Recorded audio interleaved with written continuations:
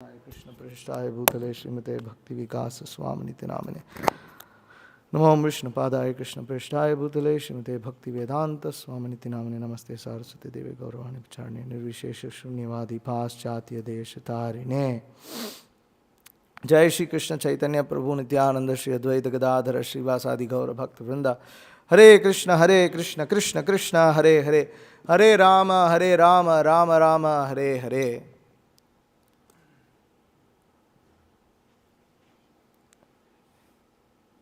I'll say a prayer that Mitravan Prabhu likes to chant. Bhutair Mahadbir Ya Imaf Puro Vibhor Nirmaya Shete Yadamushu Purushaha Bhungte Gunan Shodasha Shodahatmaka Solan Krishishta Bhagavan Vachamsi Me. Okay, so we are reading from Bhagavad Gita, chapter 2, titled what is it? Krishna consciousness. Contents of the Gita. Yeah, contents of the Gita summarized. That's what it is. And then text 59. So please repeat after me. Om Namo Bhagavate Vasudevaya. Om Namo Bhagavate Vasudevaya. Om Namo Bhagavate Vasudevaya.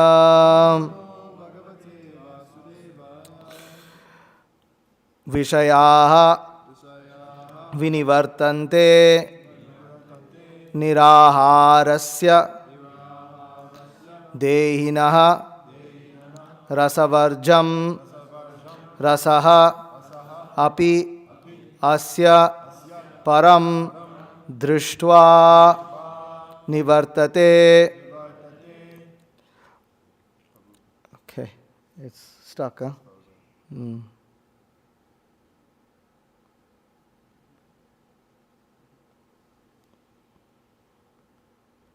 Okay, should be all right now.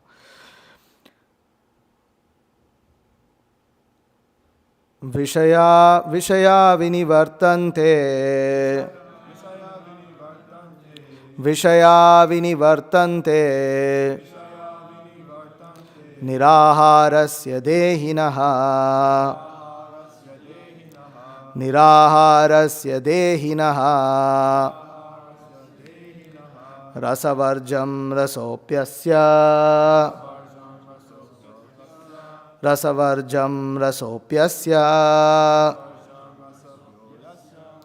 Param drishtva nivartate. Param drishtva nivartate. Vishaya vinivartante. Niraharasya dehinaha. Rasavarjam rasopyasya. Param drishtva nivartate. Vishaya vinivartante. Niraharasya dehinaha. Rasavarjam rasopyasya. Param drishtva nivartate. Please repeat. Vishaya vinivartante. Niraharasya dehinaha. Rasavarjam rasopyasya. Param drishtva nivartate. Vishaya vinivartante. Niraharasya dehinaha. Rasavarjam rasopyasya. Param drishtva nivartate. Anybody else? Vishaya vinivartante. Niraharasya dehinaha. Rasavarjam rasopyasya. Param drishtva nivartate. Vishaya vinivartante. Niraharasya dehinaha. Rasavarjam rasopyasya.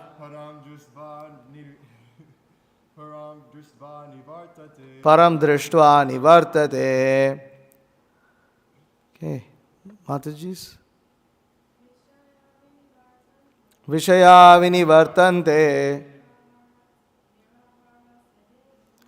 niraharasya dehinaha rasavarjam rasopyasya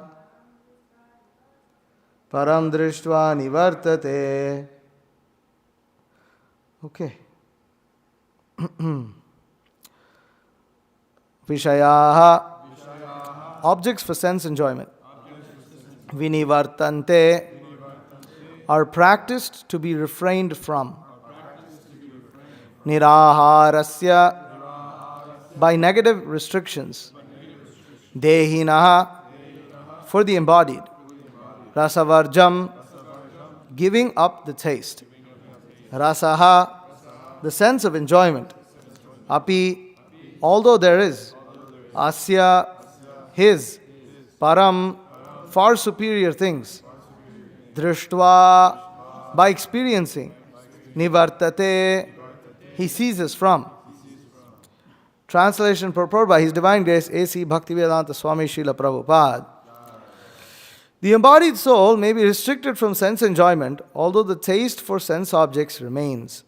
But ceasing such engagements by experiencing a higher taste, he is fixed in consciousness. Purport.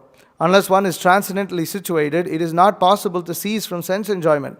The process of restriction from sense enjoyment by rules and regulations is something like restricting a diseased person from certain types of eatables. The patient, however, neither likes such restrictions nor loses his taste for eatables.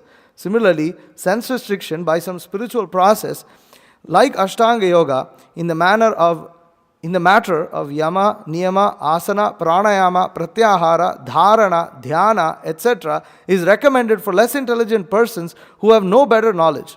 But one who has tasted the beauty of the Supreme Lord Krishna in due course of his advancement in Krishna consciousness no longer has a taste for dead material things.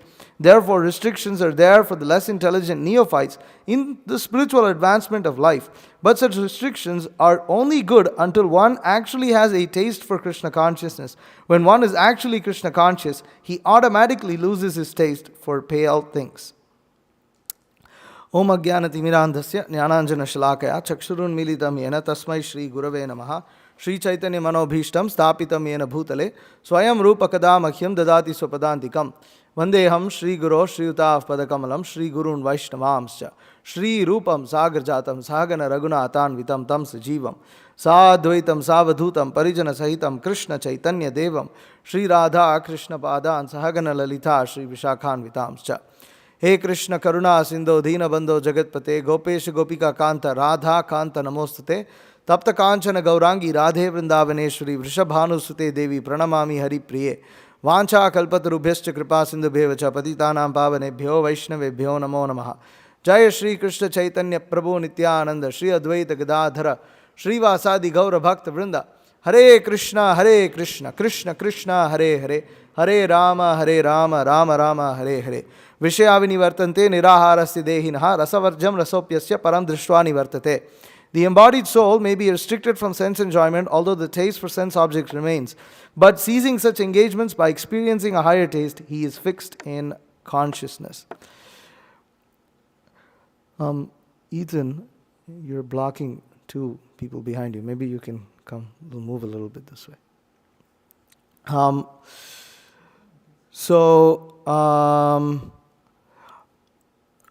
So here, in this verse of Bhagavad Gita, is a very important verse in the Bhagavad Gita.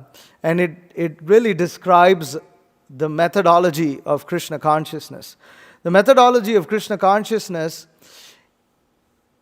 when we understand we're not spirits, we're not these bodies, we are spirit souls, we are eternal spirit souls, and that matter, although we think matter will give us happiness, actually matter is superfluous to our spiritual existence, and therefore matter cannot actually give us happiness. Out of attachment, we may expect matter to give happiness to us, but actually it doesn't, because matter and spirit are like oil and water. They don't mix.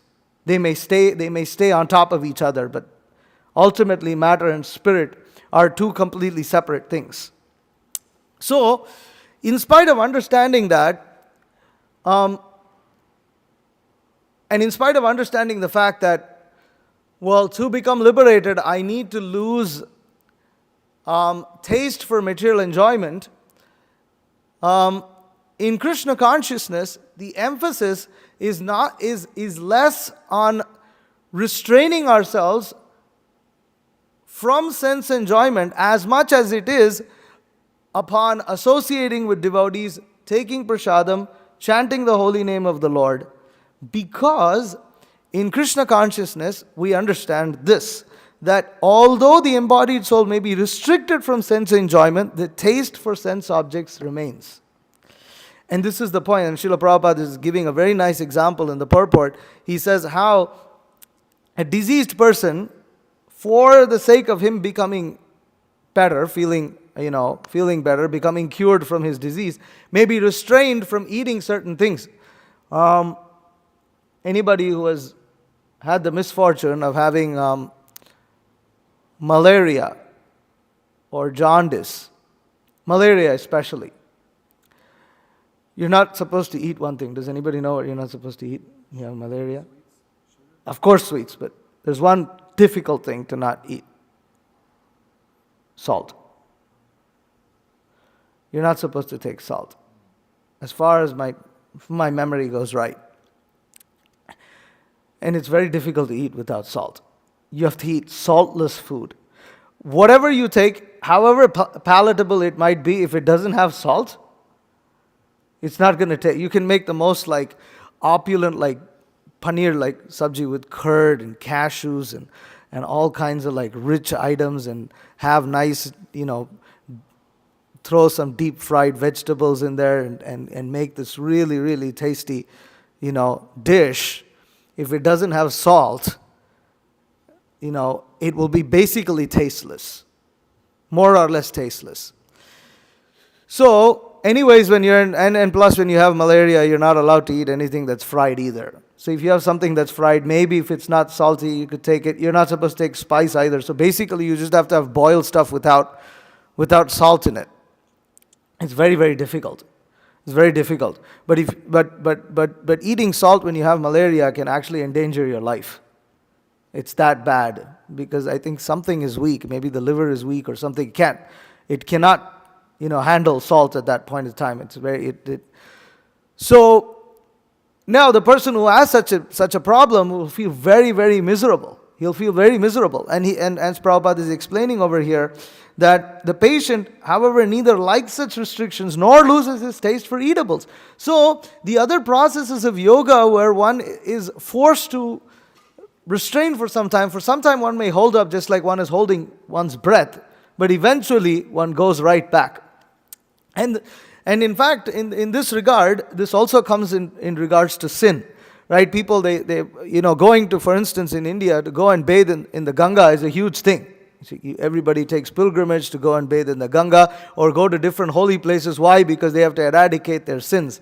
But, in later in the 6th canto of the Srimad Bhagavatam, Parikshit Maharaj, he explains, he says, well, people may go and eradicate their sins, but the propensity to commit sin doesn't go anywhere. That's still there. It's like when you weed whack, you go around weed whacking. The weeds still come back up, right back up. Why? Because the roots are still there. So similarly, when one's desires are still rooted in the misconception that matter provides enjoyment, then it's like the weeds, they come right back up when the conditions are right. When the conditions are right, the desire comes right back up. So, therefore, in Krishna consciousness, the focus is not on restraining, but on giving a higher taste. Because the moment one develops a higher taste, one automatically loses taste for something that is inferior. And when people come to Krishna consciousness, they may say, well, Prabhu, I accept everything that you're saying. Everything that you say is like logical. I can understand this. But I've got material desires. And I don't think I'm going to be able to give that up. Okay, that does not, and I've got so many things going on in my life. I can't just like drop everything. I can't just drop everything and come. And that's a valid thing. Like, it's true. And that's why the other processes of yoga are not attractive. You can read all about it. But, for instance, if you have to practice Ashtanga yoga or Jnana yoga, you have to drop everything else. You have to literally drop everything else and go to a secluded place. Or you have to spend a lot of time in the process of jnana. You have to understand things intelligently, and then you have to restrain yourself from some sense enjoyment. But here we understand everything, but still that doesn't mean I'm able to do it. Doing it is another thing. Understanding is one thing, doing it is another thing. And therefore, Bhakti Yoga is the only actual process of yoga where one can achieve liberation by cultivating a higher taste. One can become Krishna conscious. It's actually more than liberation. One can achieve perfection by cultivating a higher taste. And generally people who come to Krishna consciousness are not people who have nothing going on in life. That might be generally some person might expect. Oh, well, see, if I didn't have anything going on in my life, then maybe I might have been willing to drop everything, because I don't have anything to drop. I could just join, right? But I've got so much going on. How am I going to drop everything? The truth is, most people who come to Krishna consciousness do have something going on. Why? For instance, over here, you're all doing this, this monk retreat.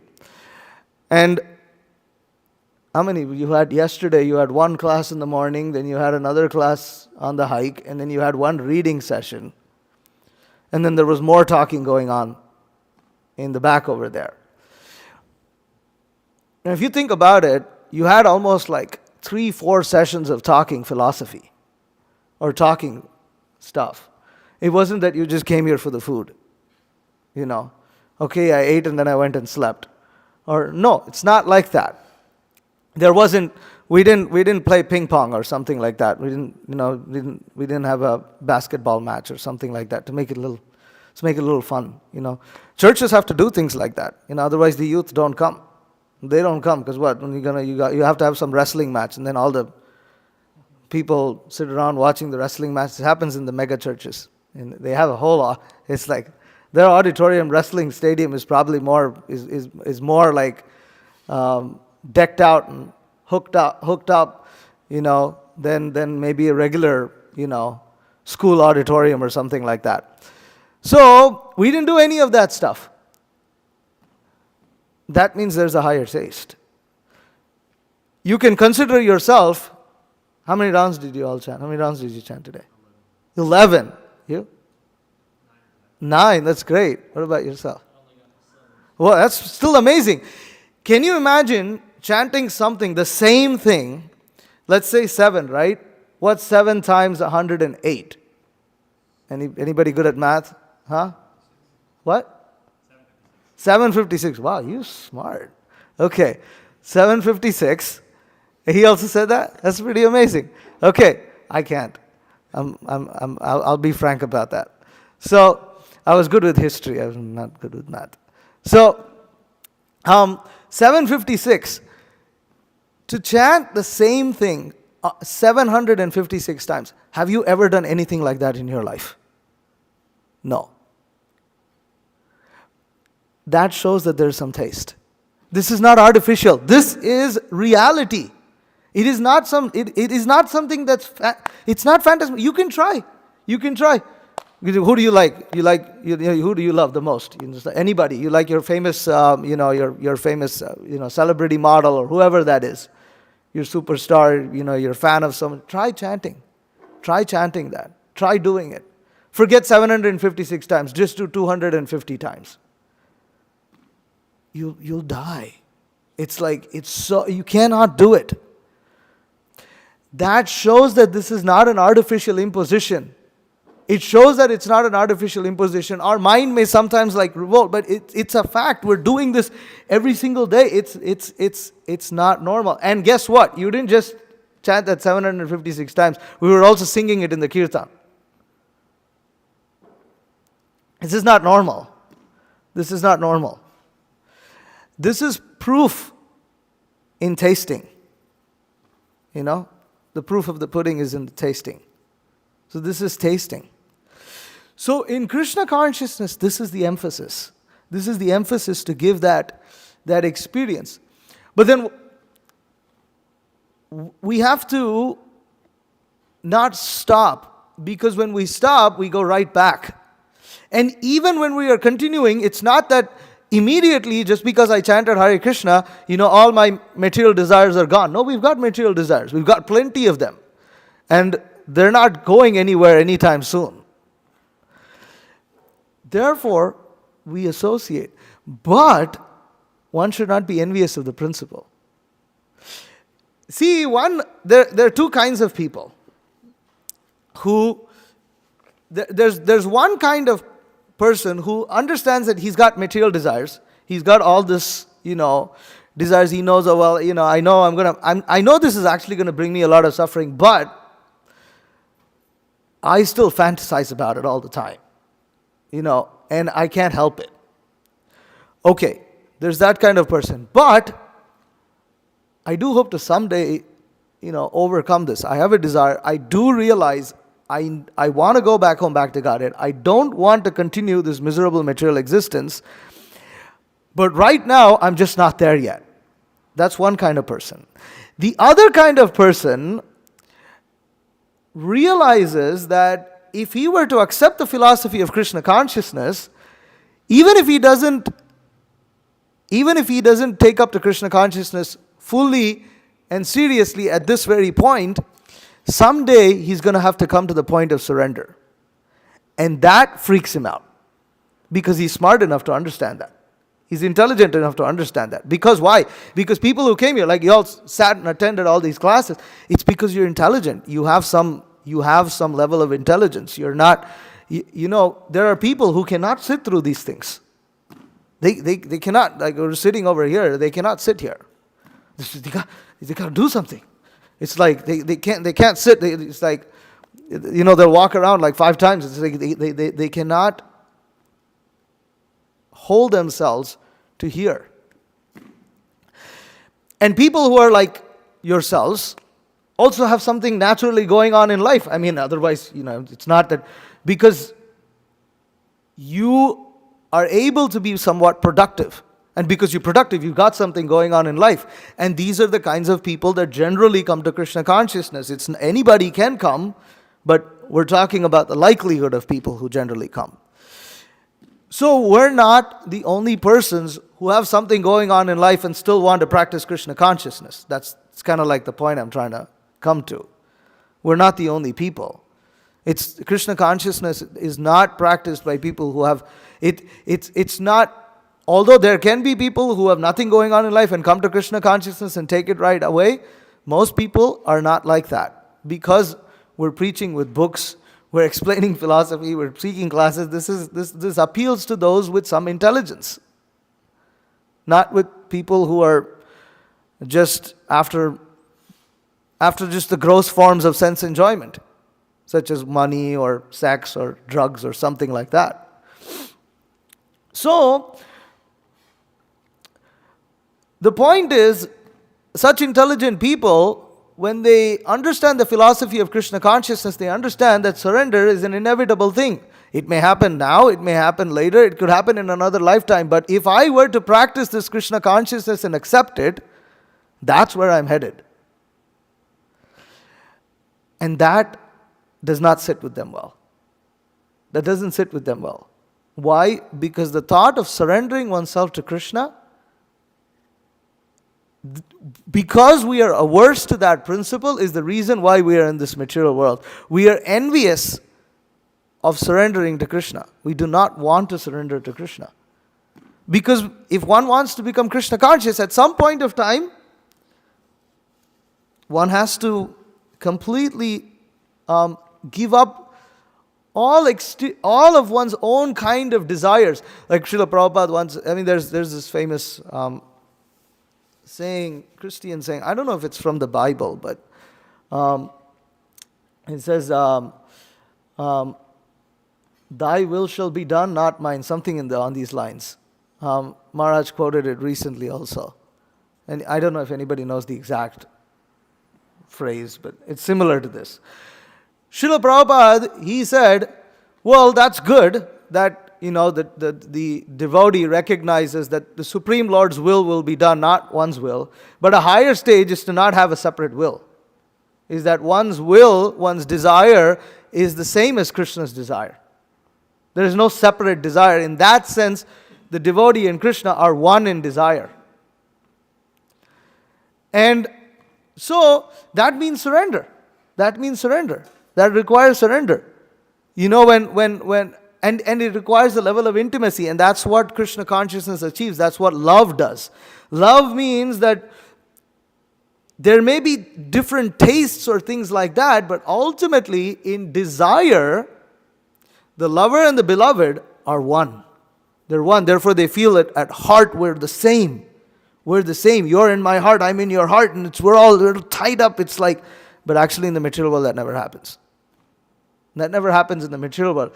But in Krishna consciousness it can, because that is the actual constitutional position of the spirit soul. That the spirit soul, we are part and parcel of Krishna. We are part of Krishna. Therefore our desire can be one with Him. And that is the unison that Bhakti Yoga achieves, Krishna consciousness achieves. But that is not something that the conditioned living entity is very happy with.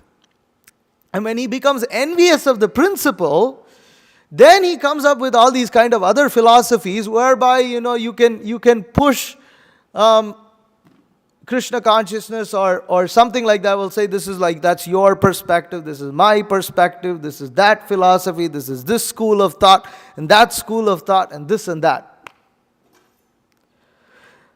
And therefore, you come to what is prominently goes on today, which is that everything is one. What has that led to? Worship of things like Sai Baba in the name of Hinduism or Vedic culture. If somebody thinks that Adi Shankara would accept worship of Sai Baba, I don't know. You have not understood anything of what Adi Shankara taught. It is impossible. Sai Baba fed meat. That's in that book called Satcharitra, that people, the Sai Baba worshippers worshipped so much. It's right there. And I'm not speaking. It is impossible you will not find one incarnation of the Supreme Personality of Godhead feeding meat. It doesn't happen. There are certain characteristics in the Vedas that are there. And that has to be accepted. But when you say everything is one, then everything becomes one. Dalai Lama wrote a book called Love and Compassion. That's wonderful. We all want love and compassion. But the problem is, he also eats meat. And what's his favorite form of meat? Calves. Calf beef. Is there a word for that? Anyways, I don't know what it is. But you get the point. That it's not just beef, it's calf beef, which is more tender. This is not a spiritual person. It's very controversial to say that. But if you talk about love and compassion and you don't understand the suffering that calf had to go through to satisfy your tongue, and yet you don't recognize that you don't need that calf meat to survive, then forget about being spiritual conscious. You are not conscious of just material things and material feelings. So, therefore, in Krishna consciousness, one is not barred from practicing Krishna consciousness in whatever situation one may be. One may even be a meat eater, one may be addicted to sex, one may be very addicted to drinking. Srila Prabhupada said, if you're addicted to drinking, you think that the taste of this wine is Krishna. Because it's not just thinking, everything originates from Krishna, including the taste of wine. And the more that person thinks of that this taste of wine is Krishna, he will lose taste in wine. because he's getting purified by connecting that. He's recognizing that Krishna is the source of everything. It is not that Krishna is expecting us to become pure devotees the moment the first time we chanted Hare Krishna or the first time we came in contact with devotees. No. In fact, a genuine devotee recognizes that the illusory power, Maya, is so powerful that Krishna, I actually have no ability. My senses are so powerful and I am so weak that my senses just drag me to these sense objects that I know causes me trouble. But you know what? Krishna, you are the master of my senses and you're the master of Maya also. And therefore, I surrender unto you. If you don't give me shelter, then where is hope for me? Then where is the hope? And that is a devotee. That sense of surrender, and therefore, when we talk of surrender, two examples come. One is Bali Maharaj, and then another powerful example is Draupadi. Draupadi, the wife of the Pandavas, was going to be stripped naked in an assembly of powerful warrior-like men. And she was trying to hold on to her sari and things like that. But ultimately, when she realized that with her physical strength, she is nothing in front of these strong men who can fight, thousands of people at the same time. She raised her hands up, threw her hands up, and surrendered to Krishna. And Krishna created this miracle where he provided unlimited cloth to cover her body. So, why that example is given is because ultimately a devotee recognizes that it's not through one's physical strength, it's not through one's level of intelligence, it's not through one's effort, it's not even through one's determination to become Krishna conscious that one becomes Krishna conscious. Ultimately, it is through mercy. But when we show determination, when we show interest in Krishna consciousness, when we attempt to chant our rounds, associate with the devotees, Krishna recognizes, he sees that desire because you have to show the desire.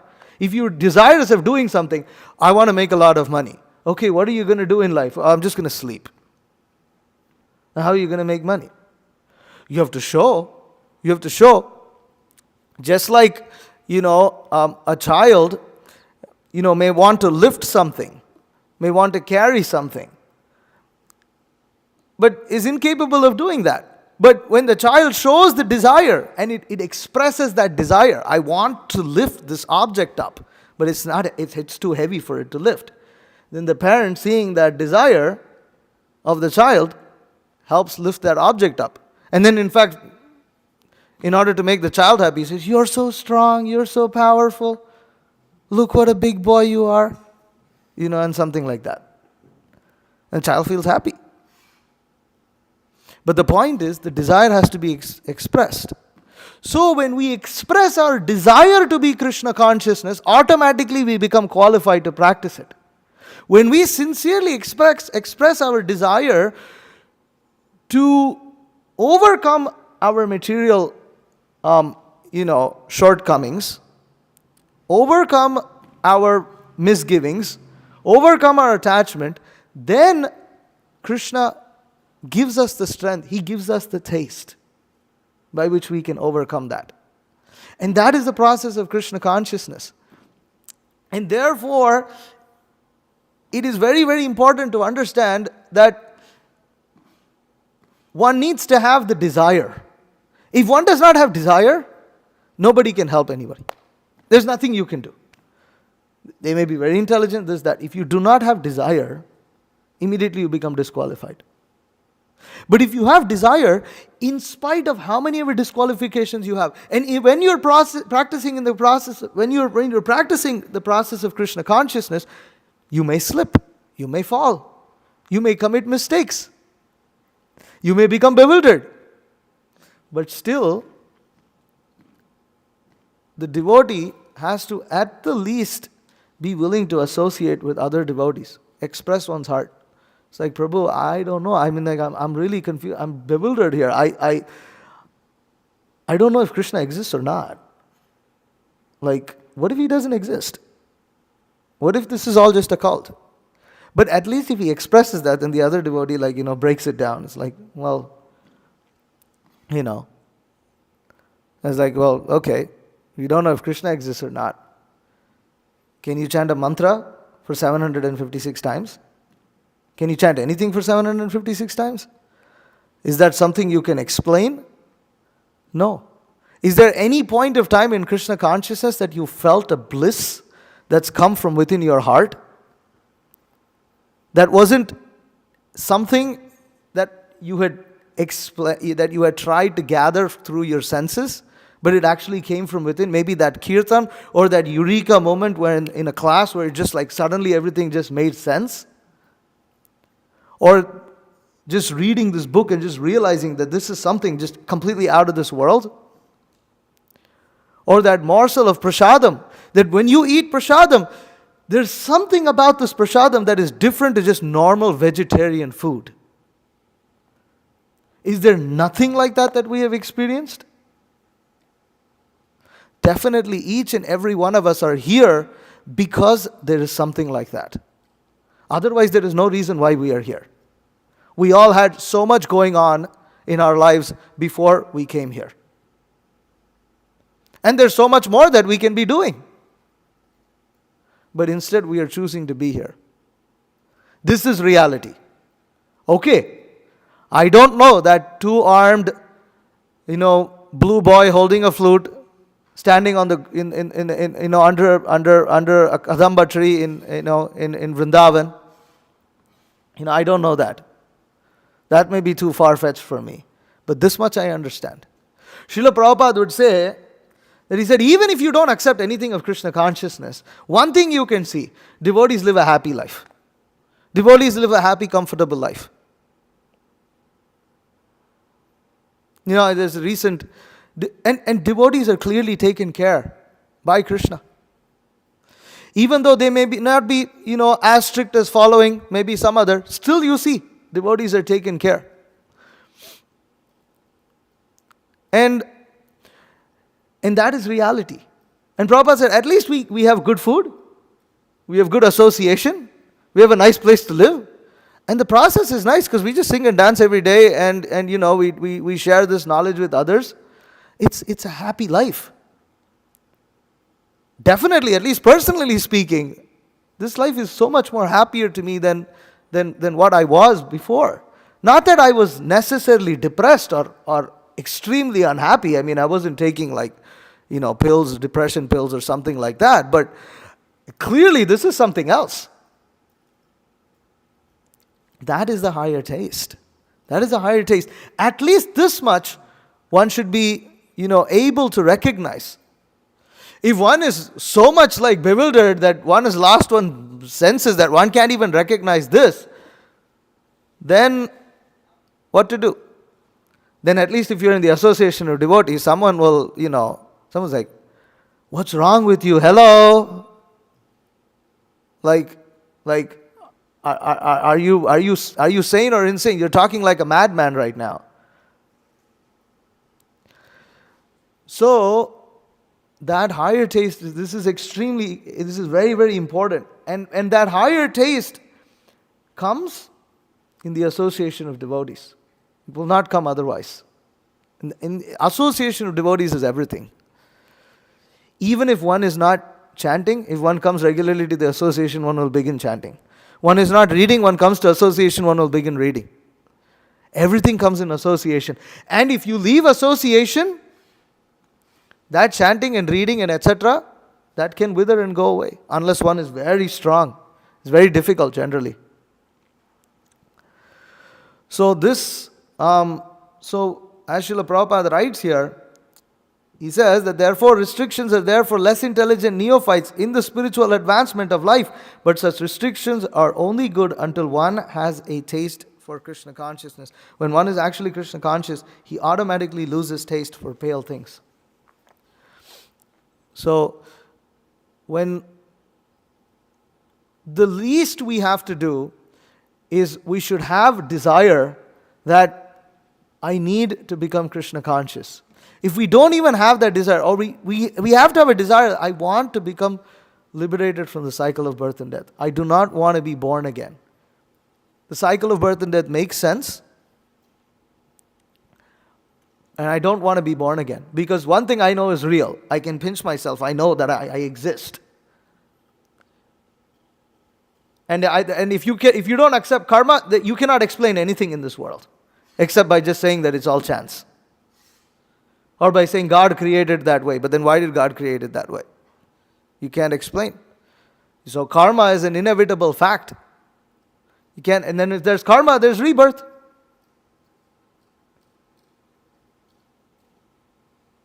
Why is some person born black? Why is some person born white? Why is some person born deaf? Karma. There's no other way. Otherwise you'll think God is unequal. Some religions are fine with that. We're the chosen people.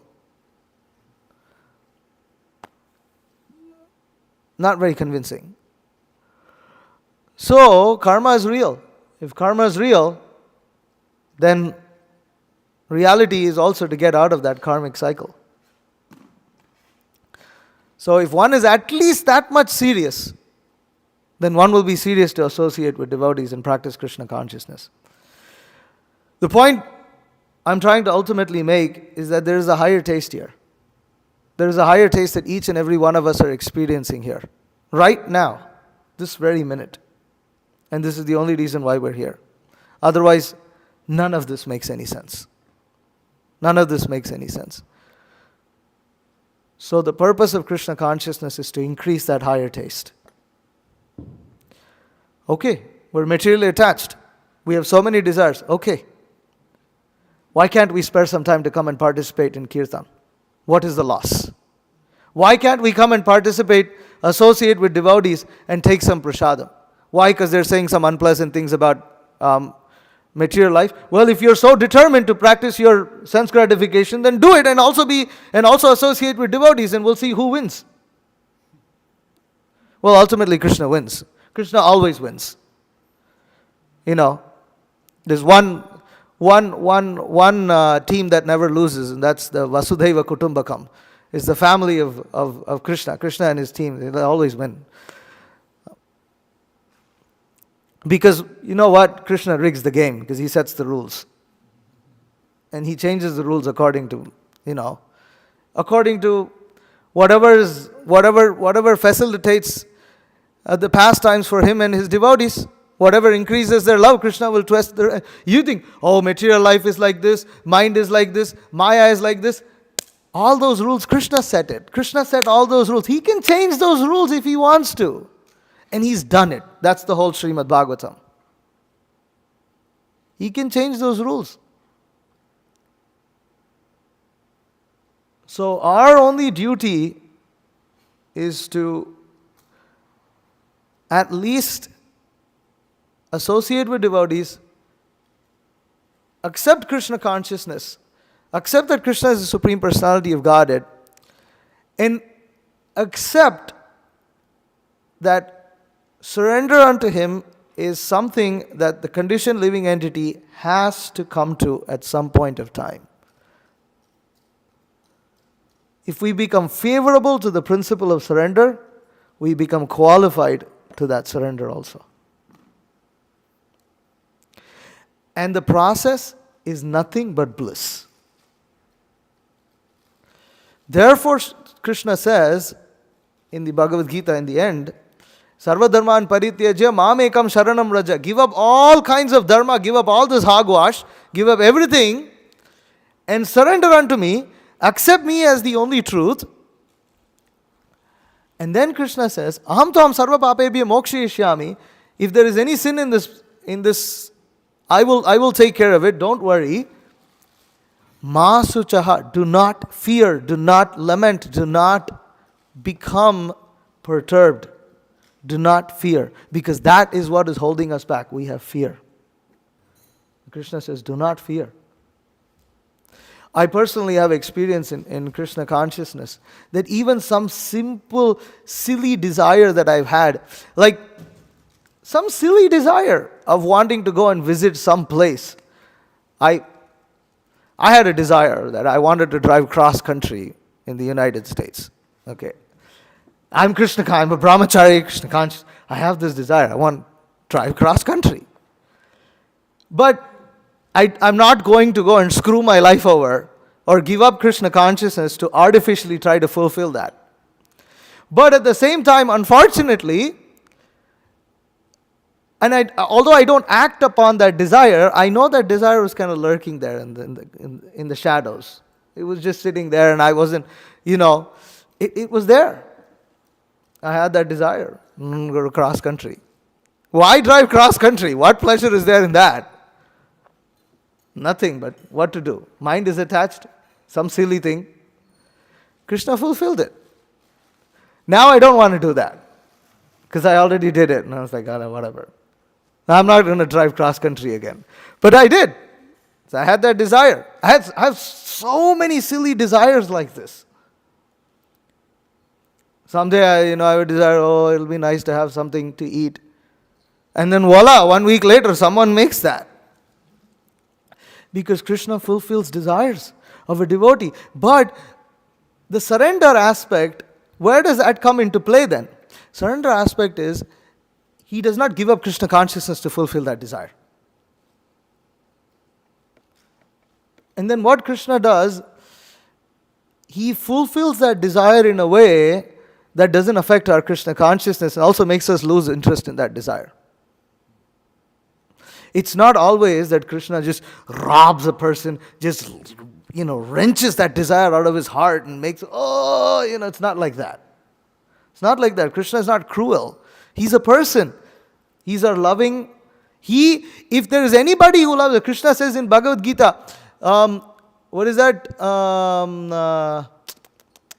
I'm friend of all living entities.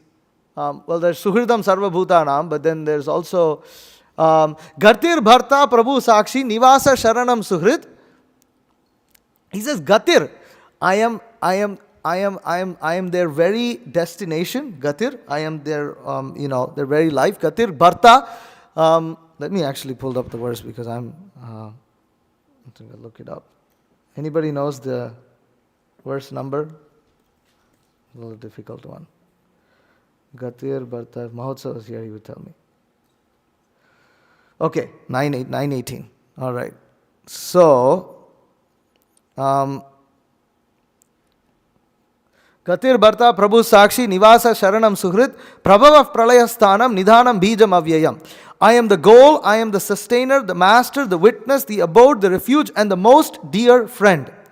I am the creation, the annihilation, the basis of everything, the resting place, and the eternal seed. So, Krishna, Bharta refers to sustainer, but Bharta also refers to one's beloved.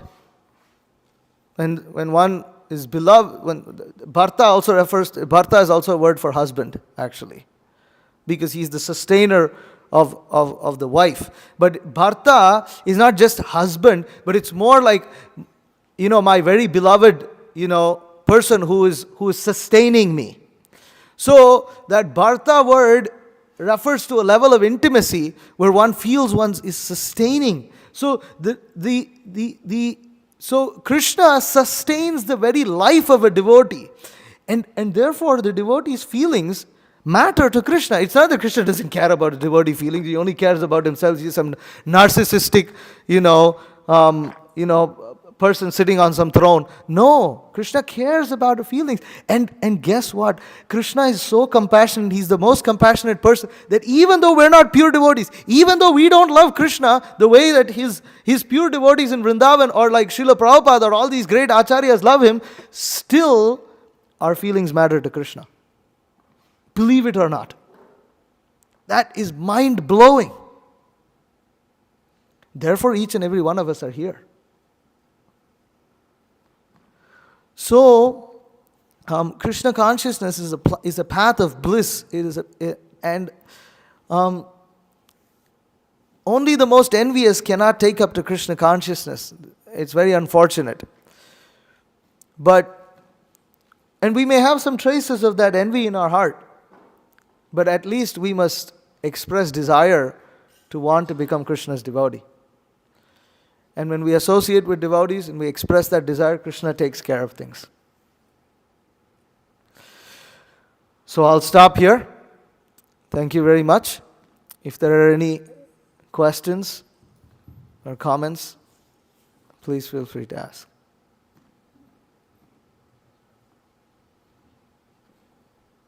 Anything? Anybody has anything? On phone. Alright, you're live. Hi, Vishnu. Can you hear me? Yeah. I was thinking one really important point that, someone who's intellectual, they can understand that the root cause of fear is attachment to matter. Yeah. If you're really smart, you could figure that out. Okay, the root cause of fear is attachment to matter. But the real challenge comes, well, let's say how smart you really are. If you're fearful of giving up fear, then you're really messed up. Yeah. Yeah. That's the point. Okay, you're so smart, you're so intelligent, okay, very nice, you figured it all out, very good. You come to the point of understanding that the root cause of all your suffering is attachment to matter, which causes you fear. But if you're so, if you're so attached to dull objects made of dull matter, it can even be your ego, it can even be whatever it is. Then at that point of time, then you understand, okay, I have to give this up. But if you don't give it up, then they're actually not so smart. A real smart person gives it up voluntarily, and that's where, and a person realizes, okay, I can't do it on my own. I need the association with devotees. Humility comes in, and not just humility. You also have to surrender. Right. It comes in. It has to happen. Otherwise, there is no scope. Otherwise, it's not going to happen. And I was even thinking about this. That you base your entire life on like a certain desire and a certain ego, especially like. If you're pretty like materially well put together, you have like a goal, you have a desire. For example, my grandfather was one of the richest men in India, and ever since I'm a kid, my goal was to become richer than him on my own accord without taking a penny from him. And that burning desire was there so much in my heart, and it was actually driving me nuts. But then I really started to contemplate deeply whether I wanted to live like him. When his son died. And when my grandfather's son died, I realized this is so ridiculous. He's so rich. What the hell can he actually do to in things that actually matter? What's the use of this? There's so much wealth, but there's so much suffering. What's the use of it? So, and then, when you read Prabhupada's books, it all makes sense.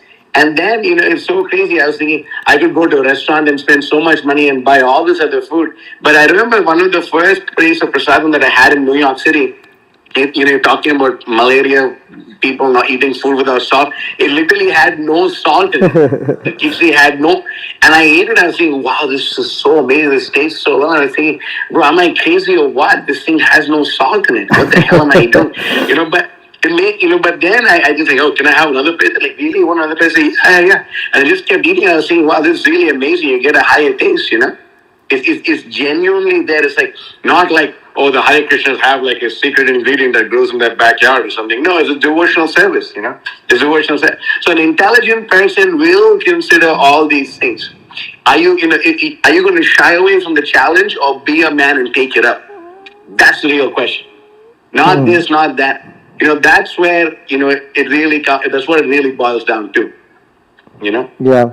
And sincerity is seen by, a practitioner attempting to associate with devotees. That's really where the sincerity comes. That you see, okay, well, yes, he's struggling, he's trying, but he's trying. No, so it's an important point. Thank you. But also, how will you live with yourself? How will you live with yourself when you already know? You already know more now. How will you live with yourself? Will you remain a coward your whole life? Or will you actually take up the challenge? Yeah, good point. Okay. Anything else? Yes, Rahul. Yeah, so I had a question about the higher taste, and when you talked about how once you experience that, other things can pale in comparison. So I just wanted to understand this. So for example, let's say if someone like really enjoyed drinking coffee or something, and then they gave that up when they pursued Krishna consciousness. Does that mean that when they experience self-realization or experience the higher taste, that if they were to engage in like that activity, they would not enjoy it, or just like it You would mean have no difference? after they give it up, if they retook it? You mean? Yeah, if they were, yeah. Yeah, they won't be able to enjoy it as much. Out of attachment, sometimes that slip happens. But then they realize and they drink that coffee, is like, how much more happy did this actually make me? Like, was this worth it? You know? And that thought is inevitable. And actually this is very interesting because so many devotees who have fallen off like really bad, like blooped. There's this word called, in the Hare Krishnas, this comes from the hippie term, it's called bloop. So when we say a devotee blooped, it means they blooped into the material world. They fell back into the pool of material existence. And they completely give everything up. They stop chanting, they stop everything. They just live complete, like they go back to intoxication or sex and this and that. You can ask, there's so many devotees like this. And several of them who've come back later say that we tried our best. But we could never forget what we learned in Krishna consciousness, nor could we forget the bliss that we experienced. It's not the same anymore. It's just not the same anymore. You can't, and actually what they do, they go hard on it because they're like, okay, I'm now fallen, I'm degraded, I'm going to go all in, and I'm going to be as degraded as I can be. These suffer like anything. Because you know what? They can see things that they never saw before, and you cannot unsee things that you have learned. You've learned to see what suffering is. You've learned to see what happiness is. You've learned. How can you not see them anymore? It's not possible. They realize that. And therefore, most of them actually tend to come back. A good number of them come back. But it may take years. By the time their ego and finally is like, okay, Krishna, I surrender. I give up. I'm on my knees now. I'll come back to Krishna consciousness. And guess what? When you do that, it's not that Krishna comes in, he just kicks you on the side. It's like, okay, now I'll teach you how. It's not like that. Krishna actually gracefully welcomes that devotee back. It's amazing. So that's how tolerant Krishna is, because although we are meant to love him, he doesn't take our love for granted.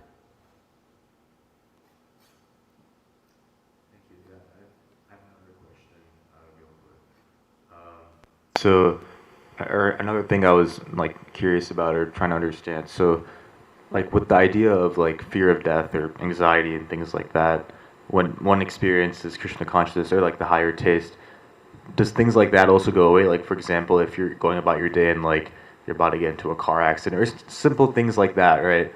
Like that fear of death for like those couple seconds, would that still be there, or it's actually no, because the devotee does overcome that fear of death. I personally know there's one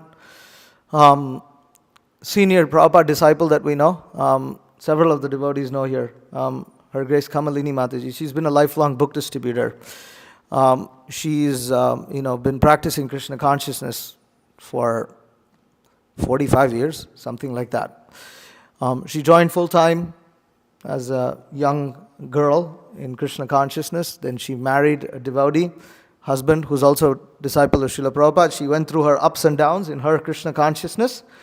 And ultimately, at the end of her life, she's a very, very glorious devotee. And she was chanting her rounds in the temple room, and she suffered a heart attack there, right there in front of the deities.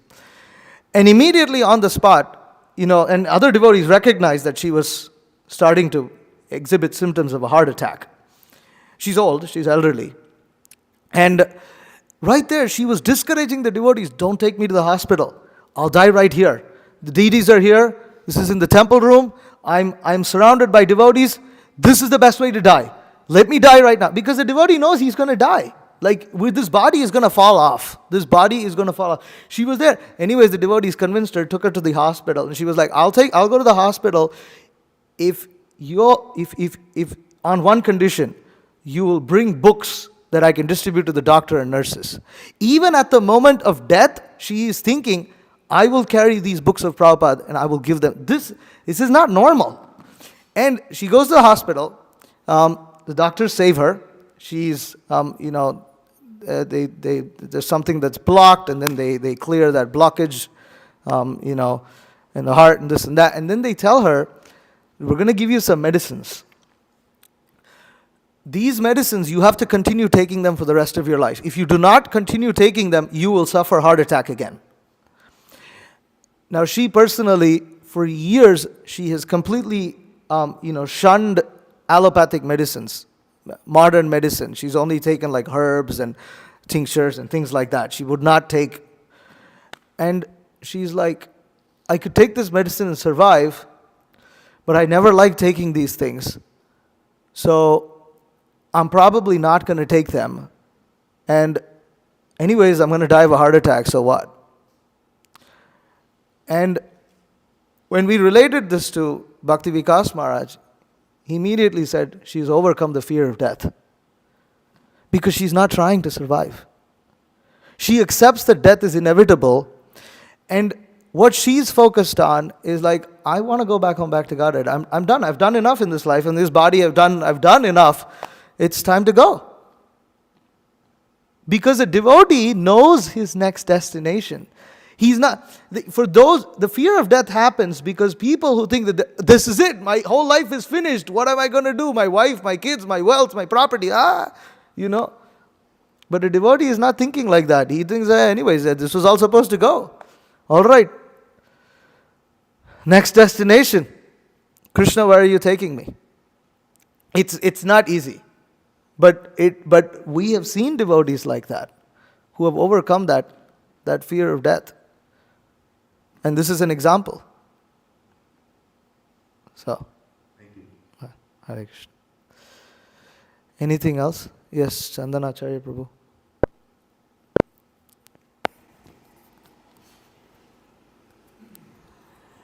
No, there, back. Chandan.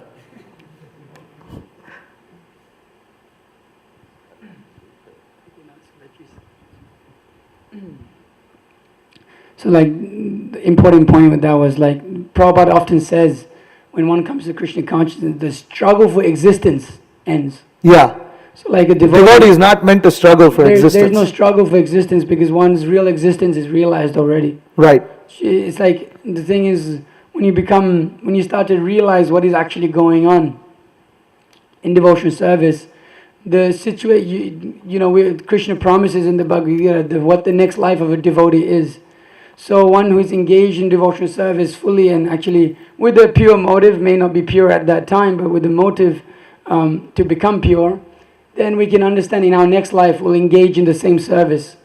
So there is no anxiety of our position. So, and we've experienced that ourselves in many different ways. That's why we're still here. Otherwise, as brahmacharis, we don't have any money, we don't have any security per se. Free indentured labor. Free labor, you could say. Why are we here? Because actually we're not in a fearful situation. Everyone else is in a fearful situation. That's why you may have to make so much money for the future. If something goes wrong, you have to plan all these things.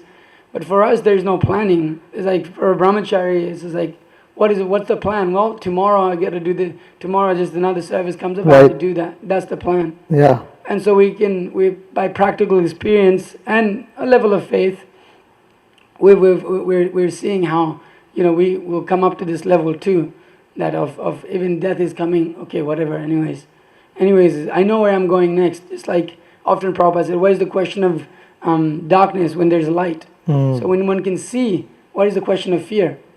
So it's very not in Krishna consciousness, all these things become removed, and even when you go through difficult situations, it's like anyways, it's just whatever is gonna pass by is not. I just gotta continue doing what you're doing, and you won't be disturbed. Actually, it's a very difficult situation in your life, and everything's going wrong. But anyways, you understand the real essence of life. Yeah. We may be disturbed, but we have to take shelter of Krishna. That's the point. Mataji's?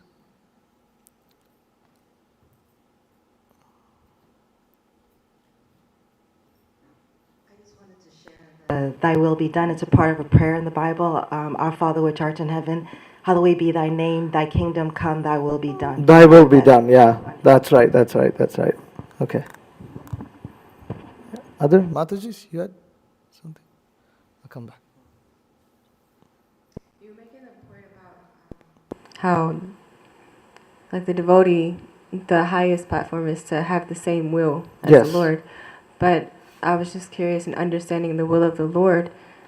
Like, of course, there's a progression in being able to understand that, but is the will of the Lord always to be of service to Him?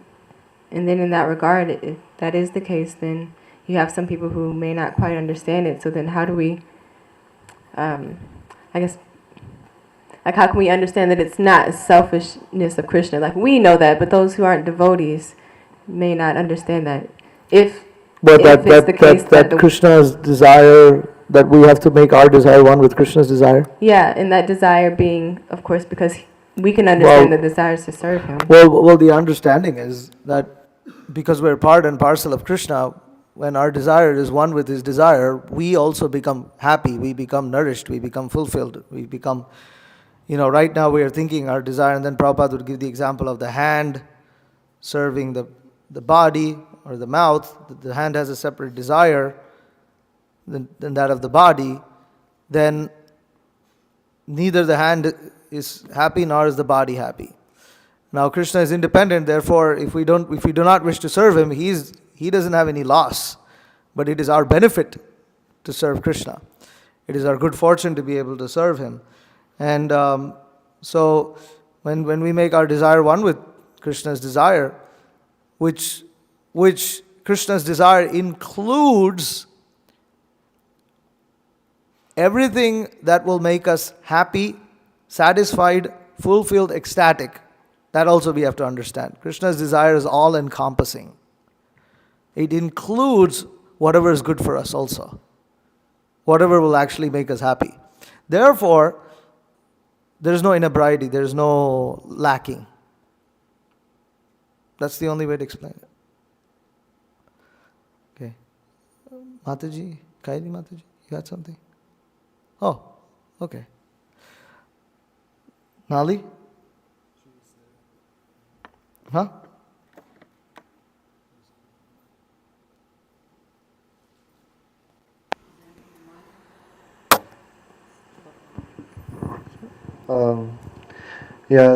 I just wanted to touch, I like the point you said about it's the idea of like future surrender that really like puts people off.